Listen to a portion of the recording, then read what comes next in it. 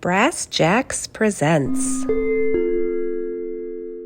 Hey folks, Jackie Shaw here with the do's and don'ts for tax season. When it comes to doing a year-end close, there are certain things that everybody should do and certain things people should never do. Let's start with the never do's. Never go in and reconcile your checking account first and mark it as done and be like, I'm done. That's all I needed to do. No. Go ahead and prep the reconciliation so you know everything's in the database, but leave it open. Finishing the reconciliation for your checking account should be the very, very, very last thing that you do when you're doing your balance sheet review, and everybody should do a balance sheet review. If you don't know how, Brass Jacks has classes.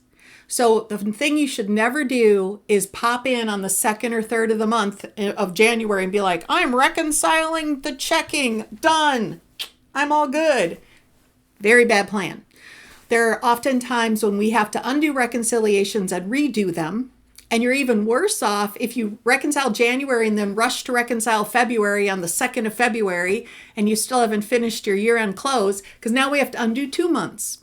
So just create the reconciliation, check off what's cleared. Ideally, one thing you should definitely do is any old transactions that are not clearing should be investigated and dealt with. Don't carry garbage into the new year. So one of the things that you should do is look into the transactions that are not clearing and figure out why they're not clearing. Are they a duplicate? Were they an error to begin with? Is it a check that got lost in the mail? Do you owe the vendor any money?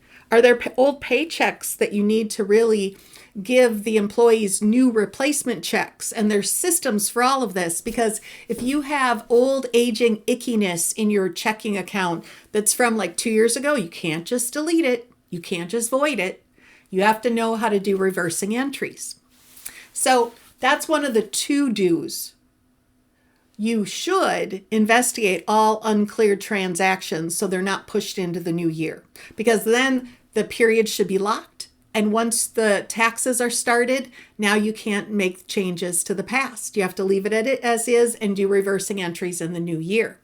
So one of the to-dos is investigating uncleared transactions.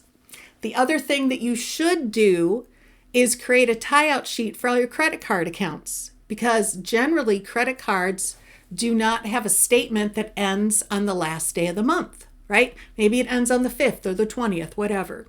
So what you need to do is take your December statement and get the ending balance and then add in all the rest of the December activity. You would get that from like your online banking. Or alternately, you wait till you get the January statement for the credit card and you create a tie-out sheet that takes the ending balance on that statement and subtracts out the January activity. So either you're taking a balance that was from mid-December and adding the rest of December activity, or you're taking that statement from January and you're subtracting all of the January activity. The goal, either direction, is that you have an Excel document that tells you exactly what your balance should be in your credit card on December 31st, or whatever your fiscal year end is if you have an alternate fiscal end. So you're trying to prove that on the last day of your fiscal year, you had a balance on the credit card and it exactly matches the third-party records, which is the credit card activity, online banking, and your statements. We're always trying to prove that all of our balance sheet accounts are accurate, and we know they're accurate because we're basing it off third-party documentation, meaning someone else's documents, like your bank or your credit card company. Because if we just prove that our information is correct using our information, it's circular logic. We're not really proving anything is correct. So for the credit card specifically, please make a tie-out sheet so that you know exactly what your balance should be on December 31st. And then the next thing is actually comparing it to your balance sheet. And if it's not correct, do the math on what the difference is and try to figure out what it is. Normally what it is a January transaction dated in December, or December transaction dated in January. That's your first sleuthing activity, is do things have the wrong dates? because everything must be exactly correct at the end of the year, including a $20 purchase that was purchased in December. And remember, folks, we should be using the purchase date, not the posting date. Some credit cards have 2 dates listed. We want the purchase date. That's what we care about. The posting date, that has to do with the credit card company. We don't care about that, right? So make sure you're using the correct dates. That, of course, is important when you're doing data entry in general, because if it turns out your credit card doesn't have the right balance, you might find that there's lots of things you were dating incorrectly.